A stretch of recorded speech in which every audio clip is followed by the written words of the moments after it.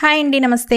Welcome to our channel Lakshmi food creator. ఈరోజు మన ఛానల్లో ఎంతో టేస్టీగా ఉండే కుల్ఫీని ఒకసారి ఈ విధంగా ట్రై చేద్దామండి. చాలా టేస్టీగా ఉంటుంది. అచ్చంగా మనం బయట కొన్నట్టే ఉంటుంది, కాకపోతే ఇంకా టేస్టీగా జ్యూసీగా చాలా చాలా బాగుంటుంది. ముందుగా దీనికోసం కార్న్ఫ్లోర్ పిండిని 2 టేబుల్ స్పూన్ల దాకా తీసుకోండి. దీంట్లోనే 3 టేబుల్ స్పూన్ల దాకా వాటర్ని యాడ్ చేసుకొని ఎక్కడా కూడా లంప్స్ లేకుండా బాగా మిక్స్ చేసేసుకోండి. దీన్ని ఇప్పుడు పక్కన పెట్టేసేసుకొని స్టవ్ వెలిగించుకొని ఒక మందపాటి కడాయిని పెట్టేసుకోండి. దాంట్లో మనం 200 గ్రాముల దాకా పంచదారని తీసుకోండి. ఇలా పల్చగా స్ప్రెడ్ చేసుకుంటేనండి పంచదార అంతా కూడా మనకి కరిగిపోద్ది. కొద్దిసేపు వదిలేస్తే ఇలా క్యారమిల్ లాగా పూర్తిగా కరిగిపోయాక చూడండి, కన్సిస్టెన్సీ అనేది మనకి ఈ విధంగా ఉండాలి. కరెక్ట్గా మనకి పంచదార అనేది పూర్తిగా కరిగిపోవాలి. దీంట్లోనే మనం 1 లీటర్ పాల దాకా వేసుకోండి. మనకి పాలు తీసుకునేటప్పుడు ఎప్పుడూ కూడా చిక్కటి పాలను తీసుకోండి. గేదె పాలైనా లేదా ఫుల్ ఫ్యాట్ మిల్క్ పాల ప్యాకెట్లైనా తీసేసుకొని వీటినంతా కూడా బాగా మిక్స్ చేసేసుకోండి. పాలన్నీ కూడా పూర్తిగా కాగకముందే దీంట్లోనే 200 గ్రాముల దాకా మిల్క్ పౌడర్ని తీసుకోండి. మిల్క్ పౌడర్ని తీసుకోవడం వలన కన్సిస్టెన్సీ మనకి చిక్కగా చాలా టేస్టీగా ఉంటుందండి. మీరు ఏదైనా బ్రాండెడ్ తీసుకోవచ్చు. చక్కగా వీటినంతా కూడా మిక్స్ చేసేసుకోండి. ఎక్కడ కూడా లంప్స్ లేకుండా చూసుకోండి.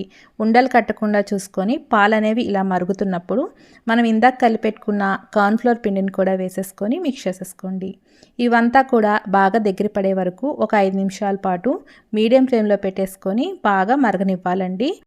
పాలన్నీ కూడా మనకి మీగడ కట్టకుండా ఇలా మిక్స్ చేసుకుంటూ అంచు వచ్చే మీగడంతా కూడా లోపలికి అనుకుంటూ ఇలా ఉడికించేసుకోవాలండి. ఉడుకనేది ఈ విధంగా పట్టాక ఒకసారి చెక్ చేసుకోండి. కన్సిస్టెన్సీ అనేది మనకి ఈ విధంగా తయారైపోవాలి. ఇప్పుడు వీటిని స్టవ్ ఆఫ్ చేసేసుకొని పూర్తిగా చల్లారనిద్దాం. ఇలా పూర్తిగా చల్లారిపోయిన వాటిని ఒకసారి మిక్సీ జార్లోకి ట్రాన్స్ఫర్ చేసుకోండి. మధ్య మధ్యలో కొద్దిగా లంప్స్గా అలా మీగడ కట్టి ఉంటుంది కదా, ఇలా మిక్సీ జార్లోకి వేసుకోవడం వలన కన్సిస్టెన్సీ అనేది ఈక్వల్గా లిక్విడ్ లాగా ఫామ్ అయిపోతుందండి. మనం ఒకసారి మిక్సీ పట్టేసుకొని మళ్ళీ ఒకసారి చూపిస్తున్నా చూడండి. మధ్య మధ్యలో మనకి లంప్స్లా ఉన్నాయి. మిక్సీ పట్టేశాక ఒకసారి చెక్ చేసుకోండి. కన్సిస్టెన్సీ అనేది సాఫ్ట్గా తయారైపోతుంది. ఇలా ఉన్న వాటిల్లో మనం సన్నగా తరిగి పెట్టుకున్న బాదం పప్పు అలాగే జీడిపప్పుని వేసుకోండి. ఇది పూర్తిగా ఆప్షనల్ మాత్రమే. ఐస్ క్రీమ్ మధ్యలో ఇలా మధ్య మధ్యలో జీడిపప్పు తగులుతుంటే టేస్టీగా ఉంటుంది. ఇప్పుడు వీటన్నిటిని ఒకసారి మిక్స్ చేసేసుకొని మీ దగ్గర ఐస్ క్రీమ్ మౌల్డ్స్ ఉంటే మౌల్డ్స్లోకి ఈ బ్యాటర్ని అంతా కొద్దిగా ట్రాన్స్ఫర్ చేసుకోండి. ఇలా మీ దగ్గర ఐస్ క్రీమ్ మౌల్డ్స్ ఏదైనా పర్లేదండి, చక్కగా మనం వీటిని ట్రాన్స్ఫర్ చేసుకోవచ్చు. ఈ బ్యాటర్ని అంతా కూడా ట్రాన్స్ఫర్ చేసుకొని మూత పెట్టేసి మనం 5-6 గంటల పాటు ఫ్రిడ్జ్లో పెట్టేసుకోవాలండి. అలాగే మీ దగ్గర ఇలా ఐస్ క్రీమ్ మౌల్డ్స్ లేకపోతే టీ గ్లాసుల్లో కూడా ఈ బ్యాటర్ని ట్రాన్స్ఫర్ చేసుకొని మధ్యలో ఐస్ క్రీమ్ పుల్ల గుచ్చేసేసుకుంటే చక్కగా మనకి రెడీ అయిపోతుంది. మీ దగ్గర ఇలా చిన్న చిన్న డబ్బాలు ఉన్నా సరే చక్కగా మనకి ఈ బ్యాటర్ని ట్రాన్స్ఫర్ చేసేసుకొని మూత పెట్టేసి వీటిని కూడా 5-6 గంటల పాటు ఫ్రిడ్జ్లో పెట్టేసుకుంటే చక్కగా ఐస్ క్రీమ్ అనేది రెడీ అయిపోతుంది.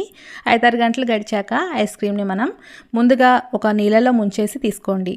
జస్ట్ ఒక సెకండ్ పాటు అలా నీళ్ళలో ముంచేసి తీసుకుంటే మనకి నీట్గా ఐస్ క్రీమ్ అనేది వచ్చేస్తుంది బయటికి. ఇలా తీసుకున్న వాటిని ఒకసారి చూపిస్తున్నా చూడండి, ఎంత బాగా వచ్చేస్తుందో. కలర్ కూడా మనం ఎటువంటిది వాడలేదు కదా, హైజీనిక్గా మనం ఇలా ఐస్ క్రీమ్లను ఇంట్లోనే ప్రిపేర్ చేసుకోవచ్చండి.